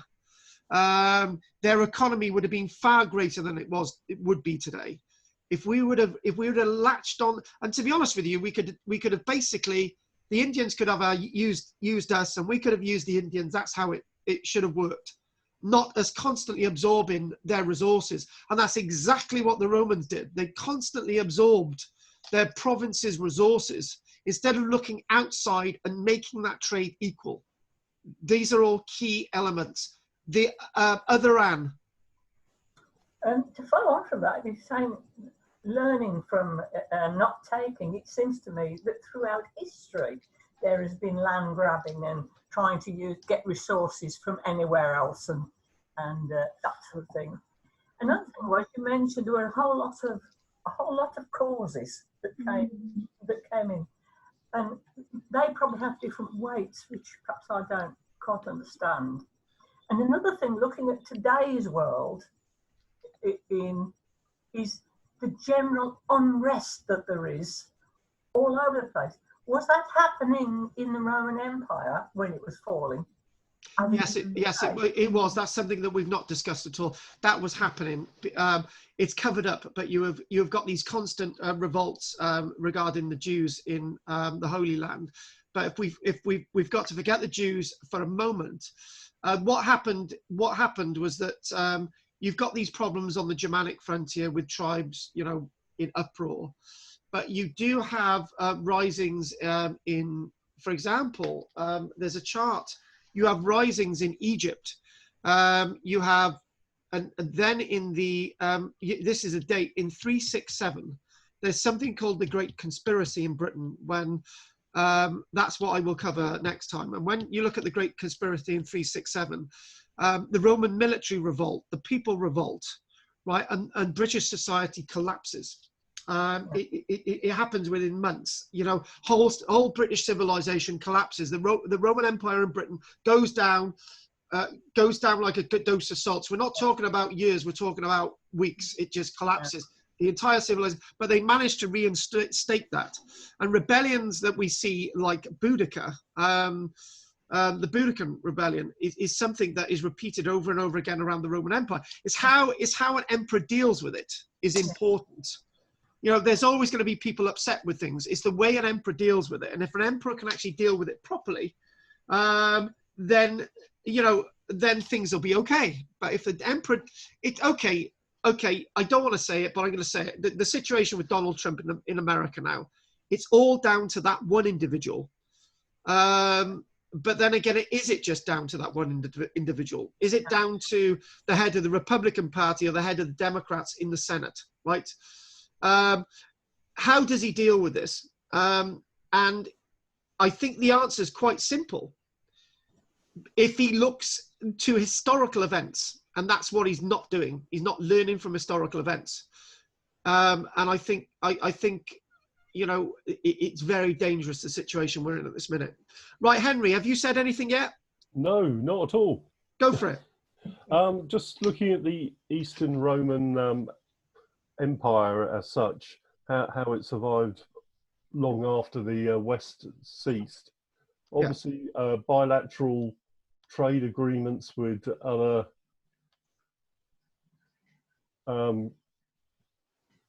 Carry on. communities and other countries would have been one way of achieving continued growth and income. Yes. Now, when you think about it on this chart, like the big argument is it's you constantly see this, and Adele picked up on this in the beginning. Was it the Huns? Were they causing the destruction of the Roman state? And the answer is, if you want to keep blaming other people for your internal problems, you can, right? Let's just blame the Huns. It was their fault for the collapse of the Roman Empire. It's them. If it wasn't for the Huns, right, the Roman Empire was gonna happen anyway, right? The Romans had hundreds of years to sit down and think, right, how do we deal with people in the East, right? How do we deal with it? We can civilize people in the East without invading them, right? We can trade with them. We can make them Romanized. We can do Pax Romana. They didn't do that. And the problem is that, you know, it could be said that you get a group of Huns on the border of the Germanic frontier, and they say, right, if you give us a load of gold, we're going to invade. That's what we constantly get told. But that's not the answer. I tell you what, right? What did George Bush used to say? We're never going to pay off terrorists, right? And that is very, very true. Anything else, Henry, before we go to Pat and we wind her up? No, that's fine. Right, Pat, and you, Pat? Well, I keep thinking this thing about demand. You know, then the civilization, you know, provides the supply until you're oversupplied. And yes. When I used to live in Colorado, the demand was for shopping malls, and the shopping malls that, you know, came in the 70s. Oh, we thought they're wonderful, but then they, you know, were replaced by outside shopping malls, and then those were replaced by ones that look like towns. So it's just this whole thing. I guess it's capitalism, supply and demand, and you know, the Romans demanded more and more and more, and then it was oversupplied, and then it went downhill, because a lot of these shopping malls are now just ghost towns or junk shops. You know, it's strange. It is very, very strange. It is very, very strange. But again, what you've just done, and what you've just done is very useful. But the other thing as well is the causes of decline are more complicated than just the lack of use of the shopping malls and people changing. And I think what we've got to do with everything, we've got to sit down and we've got to think. And if you can give yourself a little bit more time to think, the answers come to you. You know, I could rush in and say, I tell you what, guys, we're gonna all meet in one building, one classroom, and everyone gets this bloody thing and we all die. That would be absolutely stupid. That's not the solution. What we're doing now is great. We're all talking, we're getting all this done, but you can't rush into solutions to try and get things sorted out. And yeah, that's a really good point. So what I'm gonna say is, next week we're gonna do the Greenland Vikings. Anyone interested? On Saturday we're doing the ghost myths, legends of Ogmore Castle. If anyone wants to join us on Saturday, probably in the next few months, our Saturday ghost evenings will be going, but they'll be replaced by something else. On Wednesday, we've got another 9 sessions where we'll be looking at the archaeology and history of Cymru. So that'll be next Wednesday. I'll be calling you on Monday. Those that want to do the forum, that's open to everybody. It's free, whatever, next Wednesday at 1 o'clock. And you'll be getting the notes sent to you by email. If anyone wants to chat with me afterwards, they may. But have you all enjoyed today? Yes, Yes. thank you. That's interesting. Yeah. Thank you. It's my pleasure. Thank you very much for your contribution. So goodbye, Del, Drina, Hey, bye all. Anne, Henry, and Pat. And I didn't know we had the guy from the UN with us. So, Anne. Yeah, sorry, that was last week's joke. Anyway, thank you very much, folks. Thank you. Bye. Thank you. Thank you. Bye. Bye. Bye. Bye. Bye. Bye-bye. Is it a staff meeting tomorrow? Staff meeting tomorrow at 7 o'clock. Oh, Yes. right, okay. Not staff meeting. Staff meeting. So there you go. Okay. Bye then. I'm off now. Bye, bye, folks. Take care. See you soon, Anne. See you soon, Henry. I just Yeah, go want to for it. check. Please do. Did you send notes out for last week's? Yeah, I sent them to this Kirby bloody one. Yeah. Oh, right. And you say when you say last week's, you're on about because we're running a slight bit behind. So Right, that's fair enough. we haven't sent the Armada out yet, but you should have had Pablo I did. Benito. Yeah, got that, no problem. Yeah, and that was very informative. That was great. I just wanted to check just in case I'd missed it, but no, that's fine. Not yet. We are running behind. Yeah, but that's okay. That's cool. That's great. That was really informative. Great. My head's now spinning. My head has been spinning from 2 today, and yeah. Anyway, I actually, do you know what I'm going to do? I'm going to go outside with a pillow. I'm going to lie down on the patio. Right. Well, I'll leave you to it. Have a good one. I will, Henry. Take care. Thanks for that. Bye. Bye. Bye. Bye. Bye. Bye. Bye. Thank you.